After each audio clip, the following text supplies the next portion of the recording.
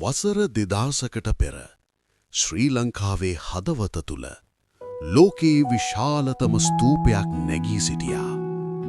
මෙය සාමාන්‍ය විහාරයක් නොවේ. මෙය ආසියාවේ විශාල බෞද්ධ අධ්‍යාපන මධ්‍යස්ථානයක් විය. අද අපි රජරට සමග ගවේෂණය කරන්නේ අභයගිරි විහාරයේ සැඟවුණු කතාවයි.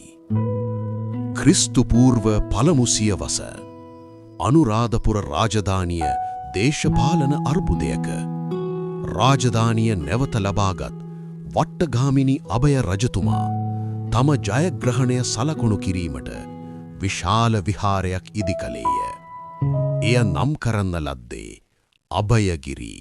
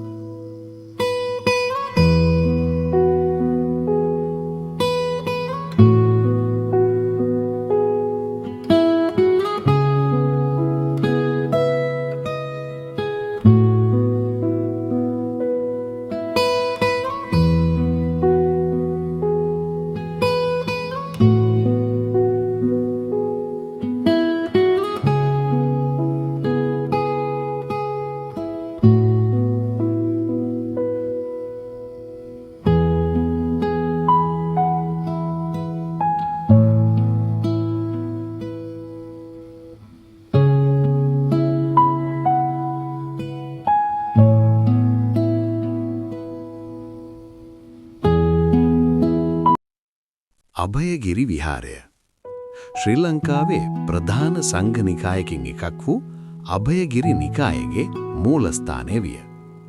මෙහි භික්ෂුන් වහන්සේලා ථේරවාදයේ පමණක් නොව මහායාන දර්ශනයද අධ්‍යයනය කළහ. ඒ නිසා මෙය ජාත්‍යන්තර බෞද්ධ මධ්‍යස්ථානයක් බවට පත්විය. අභයගිරි ස්තූපය මීටර් 75කට වැඩි උසකින් ඒ කාලේ ලෝකයේ උසම ඉදිකිරීම අතරින් එකක්. ගඩොල් මිලියන ගණනක් භාවිතා කරමින් ඉදිකළ මෙම ස්මාරකය අනුරාධපුර යුගයේ ඉංජිනේරු දක්ෂතාවය පින්වයි.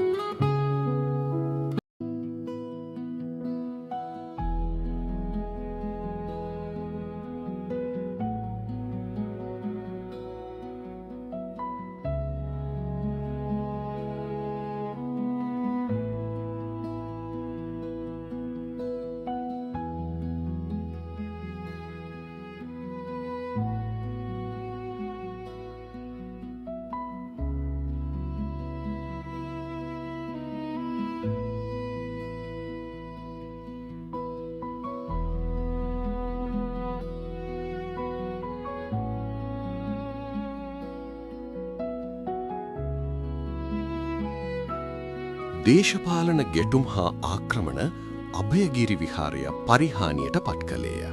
නමුත් එහි ගඩොල් අදටත් නිහඬව ඉතිහාසය කියා පෙන්වයි.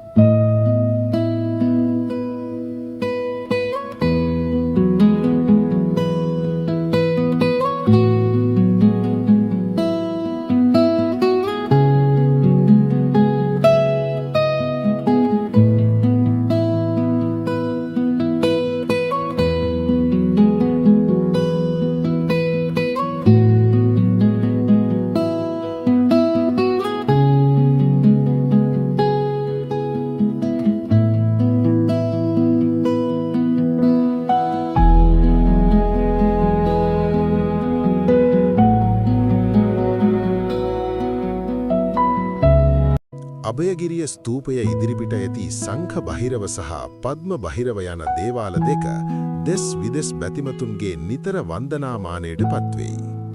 සම්ප්‍රදායික විශ්වාසයන්ට අනුව සංඝ බහිරව සහ පද්ම බහිරව යනු මහා වස්තුවකට හිමිකම් කියන කුවේර රජුගේ ප්‍රධාන අග්‍රනිධි දෙක රැකවල් කරන ආරක්ෂක දේවතාවන් දෙදෙනාය. මොවුන් බොහෝ විට විහාරස්ථානවල සහ පැරණි රජමාලිගාවල පිවිසුම් දොරටු අසල මුරගල් ලෙස නිර්මාණය කර ඇත. සංඝ බහිරව මොහුගේ හිසෙහි හක්ගෙඩියක එහෙම නැත්නම් සංඛයක ලකුණක් පවතින අතර එය සෞභාග්‍ය සහ මංගල සම්මත බව නිරූපණය කරයි. පද්ම බහිරව මොහුගේ හිසෙහි නෙළුම් මලක එහෙම නැත්නම් පද්මයක ලකුණක් පවතින අතර එය පවිත්‍රත්වය සහ සෞභාග්‍ය සංකේතවත් කරයි. මෙම රූප සාමාන්‍යයෙන් මිටි තරබාරු රූප ලෙස එහෙම නැත්නම් වාමන රූප ලෙස නෙලා ඇති අතර එමගින් බහිරව දේවතාවන්ගේ ස්වරූපය විදහා දක්වයි. මෙම දේවතාවන් වන්දනා කිරීමෙන් ගෘහයට හෝ ව්‍යාපාරයකට ආරක්ෂාව සහ ධනය උදාවන බව ජනතාව විශ්වාස කරති.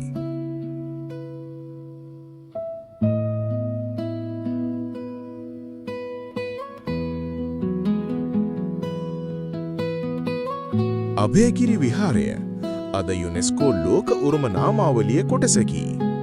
අපේ උරුමය රැක ගැනීම අපේ වගකීමයි. මෙවන් ඉතිහාස කතා තවත් දැනගන්න අපගේ රජරට YouTube channel එක subscribe කරන්න. වීඩියෝ එක like and share කරන්න.